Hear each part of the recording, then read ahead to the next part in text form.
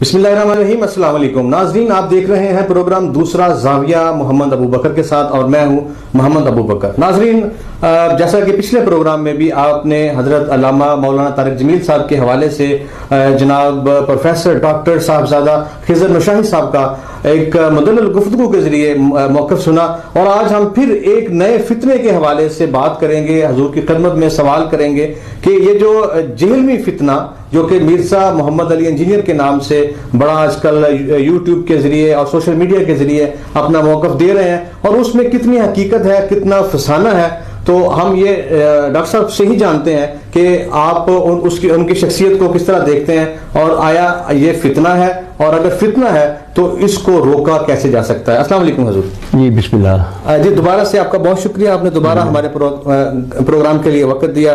और हुजूर पिछले प्रोग्राम में भी आपने तारिक जमील साहब के हवाले से बड़ा मुतवाज़ी सा और मुदल्लल सी गुफ्तगू की और नाज़रीन को एक बिल्कुल ठंडा पैगाम दिया कि अपने आप को मुल्क की तरक्की के लिए वक़्फ़ करें। हुजूर एक नया फितना, हम कितने फितनों से नबर्द आजमा हों और कितने से हो चुके हैं, तो कब तक हम इन ऐसे फितनों का सामना करेंगे और कब हम मुल्क को तरक्की की पटरी पे गामजन करेंगे, हमारा छुटकारा कब और कैसे मुमकिन है ऐसे फितनों से?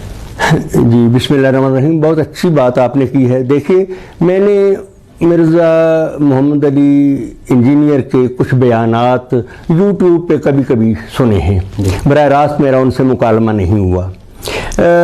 देखिए, वो बुनियादी तौर पे इंजीनियर हैं, आप सहाफ़ी हैं, एंकर हैं, लेकिन आप डॉक्टर नहीं हैं। जी बिल्कुल। मैंने अगर कोई नुस्खा पूछना हो, मैं आपसे पूछूं तो आप कहेंगे कि किसी डॉक्टर के पास जाएं। जी बिल्कुल। मेरा मशवरा ये है कि इंजीनियर साहब ने जो इंजीनियरिंग पढ़ी है उस पर तो वो काम करें, लेकिन खुदारा वो दीन इस्लाम को माफ़ कर दें।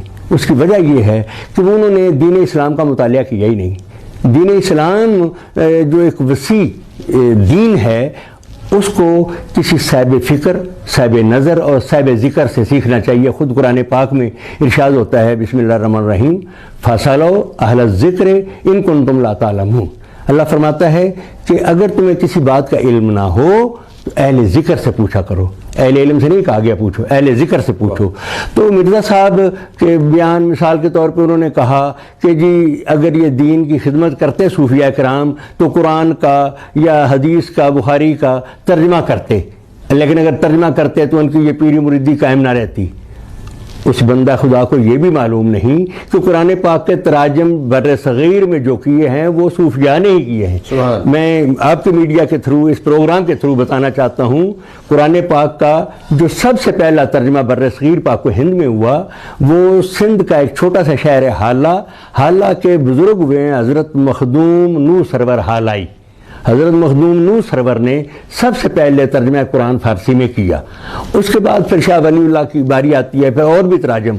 अब मेरे पास तो पूरी लिस्ट है कि जो तराजम हुए, अब कभी वो मेरे सामने आए, मुकालमा करें, बैठें, तो फिर हम उनको दिखा सकते हैं कि देखो कितने तर्जमे हुए हैं।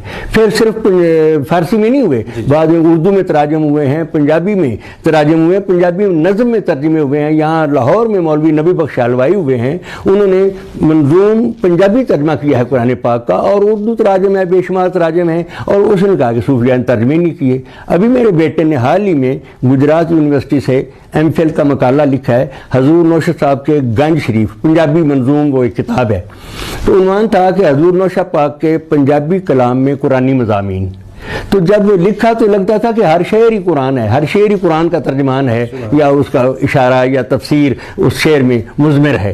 तो असल में इंजीनियर साहब को पहले ये खुद तालिब इल्म के तौर पे बैठ के सीखना चाहिए, फिर आगे बयान करना चाहिए। हम तो जैसे तखस्सुस स्पेशलाइजेशन जो होती है जी किसी भी सब्जेक्ट में, तो उस सब्जेक्ट वाले के पास जाते हैं जो भी उसके मुताल्लिक पूछना हो।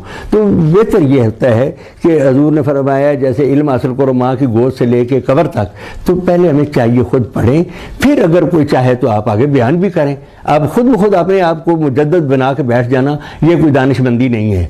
अब जो उन्होंने गुफ्तगुएँ की हैं बुजुर्गान दीन के ख़िलाफ़ या और जो उनके बयानात हैं वो नेट पे मौजूद हैं, موجود ہیں لوگ جو پڑھتے ہیں پھر پڑھتے ہیں کہ اب اس کو کیا کریں، وہ اپنے طور پہ ان کا ایک حلقہ ہے تو اس حلقے میں بیٹھ کے وہ اپنے آپ کو مجدد بنا لے تو یہ اور بات ہے.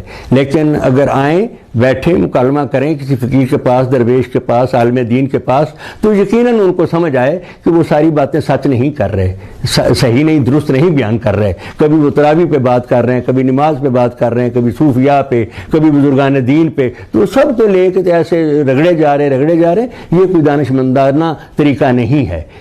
دین اسلام کی تعلیم و تربیت جو صوفیاء کرام نے کی ہے وہ انداز اپنانے کی ضرورت ہے تاکہ لوگوں کے دلوں میں وہ بات اترے.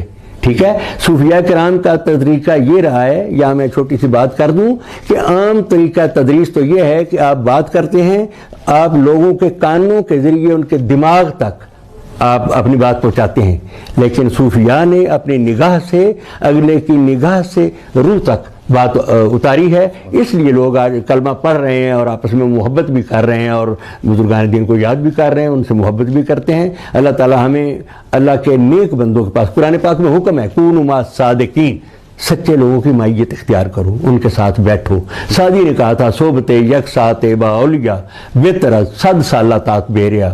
تو ہمیں کسی صاحب نظر، صاحب دل، صاحب حال بزرگ کے پاس بیٹھ کے اس کی صحبت سے فیض اٹھانا چاہیے اور دین کو سمجھنا چاہیے. اور فاسألوا اہل الذکر ان کنتم لا تعلمون. السلام علیکم ورحمۃ اللہ.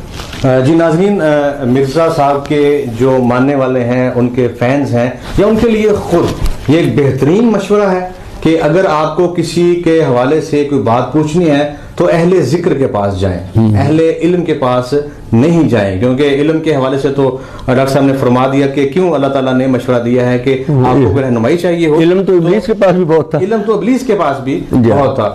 تو مرزا صاحب کے جو فین ہیں ان کے لیے بھی، اور مرزا صاحب خود بھی اگر یہ قید سے باہر آ جائیں تو سب سے پہلے اپنی اصلاح خود فرمائیں، پھر اس قوم کی اصلاح کے لیے اپنے آپ کو پیش کریں. ناظرین، آپ کو کسی بھی حوالے سے کوئی بھی مذہبی طور پر اور علمی طور پر کوئی مشورہ چاہیے ہو، کوئی رہنمائی چاہیے ہو، تو یہ ہماری خوش قسمتی ہے کہ ہمیں ڈاکٹر صاحب کی سرپرستی حاصل ہے. ان کا فیض آپ تک پہنچتا رہے گا. ہمیں آپ کے فیڈ بیک کا انتظار رہے گا.